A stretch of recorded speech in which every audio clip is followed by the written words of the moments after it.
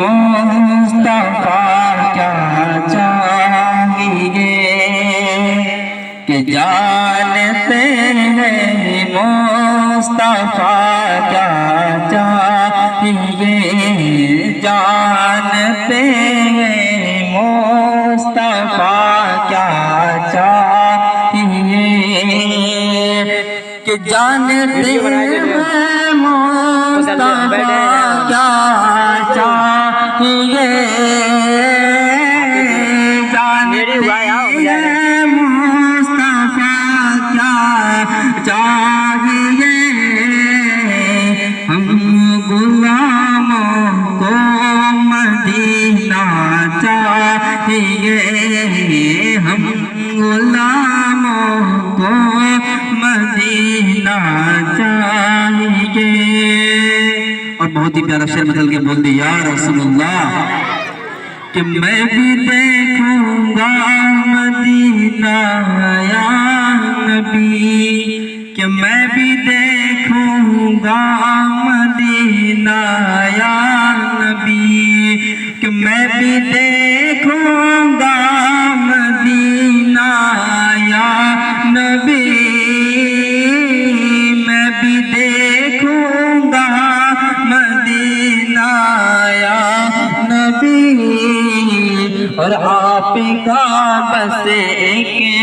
اشارہ چاہیے آپ کا بس ایک اشارہ چاہیے اور اہل سنت کا یہی اعلان ہے اہل سنت کا یہی اعلان ہے اور اہل سنت کا یہی اعلان ہے اہل سنت کا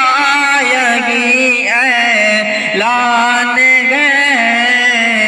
اور پھر ہمیں تاج و شریعت چاہیے پھر ہمیں تاج و شریعت چاہیے اور ماں باپ اب تک سلامت ہیں میرے ماں باپ اب تک سلامت ہیں میرے جن کی ماں ہے وہ بہت خوش نصیب ہیں اور باپ ہے وہ بھی بہت خوش نصیب ہیں اگر آج کسی کے پاس ماں باپ ہے تو سب سے بڑا بادشاہ وہی ہے آج ہمارے کافی بھائیوں کے پاس ماں نہیں ہے ماں کا درد آپ ان سے پوچھیں جو بزرگ ہوتے ہیں وہ بتائیں گے آپ ماں کا درد ان سے پوچھیں کسی بزرگ سے آپ پوچھیں تو بزرگ کی آنکھوں میں وہ نرمیت آنے لگتی ہے آنکھوں میں آنسو آنے لگتے ہیں کیونکہ ان کو ماں کی یاد آتی ہے اس لیے ماں کی ممتا بہت بڑی ہے جو ماں اپنے وطن میں رکھتی ہے اس کو احساس بہت ہوتا ہے لیکن کچھ پل کے بعد بیٹا اپنی ماں کو ٹھکرا دیتا ہے تو اس لیے ہمارے نوجوانوں سے گزارش ہے اپنی ماں باپ کو زیادہ پریشان نہ کیا کریں زیادہ ان کو دقت نہ پہنچایا کریں کہ ہمیں پتہ ہے کہ ہماری ماں نے ہمیں اپنے پیٹ میں رکھا تھا تو ہماری ماں نے کتنی مصیبت دقتیں اٹھائی تھی کہ ہمیں اس چیز کی بالکل فکر ہے لیکن آج ہم اپنے ماں باپ کو بہت زیادہ تکلیف پہنچاتے ہیں ان کی ایک بات سننے کے لیے تیار نہیں ہیں ان کی بات سنتے ہیں تو ہمیں ایک چڑچڑا محسوس ہوتا ہے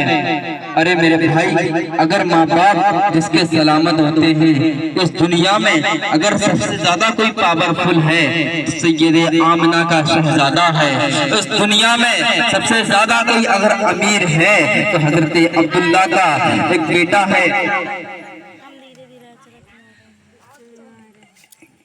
کہ اس دنیا میں اگر سب سے زیادہ کوئی अमीर है तो समझ लीजिए हजरत अब्दुल्ला का एक बेटा है। इस दुनिया में कोई मालो ज़र वाला अगर है तो हसनैन का बाबा है। इस दुनिया में अगर पूरी दुनिया को पालने वाला है तो फातिमा ज़हरा का एक बाबा है। आज हम और आप अपने ईमान को बिल्कुल खोए बैठे हैं, हमारे ईमान कच्चे हैं, हमें कोई इंसान आके भड़का सकता है, हमें इतनी फिक्र नहीं है कि हमारे पास क्या है, हम कब्र में जाएंगे लेकर क्या जाएंगे कि मैदान हशर के हमें हुजूर को मुंह भी दिखाना है। इसलिए मेरी माँ बहनों और मेरे नौजवान साथियों, अपनी माँ की कदर किया करो। और मेरी माँ बहनों, अगर तुम्हें बेटा फूल जैसा मिले करे तो उस बेटे को फूल जैसा रखा करो। अगर आज हम लोग हमारे घर में अगर बेटियां पैदा हो जाती हैं तो हमें बड़ी तकलीफ महसूस होती है कि बेटियां पैदा क्यों हुई हैं। ये नहीं पता कि बेटियों की हिफाजत के लिए रब्बुल आलमीन ने 70,000 फरिश्ते मौजूद कर दिए। लेकिन आज हमारे मुआशरे में कौम का हाल तो ये है कि अगर बेटी पैदा हो कैसे गई कि रब कायनात को मेरे घर पे बेटी भेज देते हैं, वो रब पे लानत भेजते हैं, जिनकी औकात नहीं किसी से बात करने की, वो रब्बुल आलमीन को गालियां बकते हैं। शर्म आना चाहिए। हम मुसलमान हैं तो लेकिन हमारा अकीदा नहीं पता, हम सुन्नी हैं तो लेकिन हमें पता नहीं सुन्नी होती क्या चीज है। हम हर चीज से पढ़ चुके हैं लेकिन हमें अपने ईमान से पढ़ के नहीं गए। हमें अपने ईमान से जानना चाहिए कि हमारा ईमान क्या है, हम मरने के बाद कब्र में लेके क्या जाएंगे, हम अगर दुनिया में आए हैं हमारा मकसद क्या है, लेकिन किसी को नहीं पता। आज की कौम वो अंधी हो चुकी है, अपने बच्चों को इल्मे दीन पढ़ाने के लिए तैयार जल्दी नहीं होती। अगर किसी वजह से किसी बच्चे को मार दिया या तकलीफ थोड़ी हो गई तो मेरे नौजवान कौम के हाल ये है कि हाल उसकी सिफारिश के लिए आ जाते हैं। एक वाकया मेरे जहन में आ गया, बाबा फरीदुद्दीन गंजे शकर रहमतुल्लाह अलैह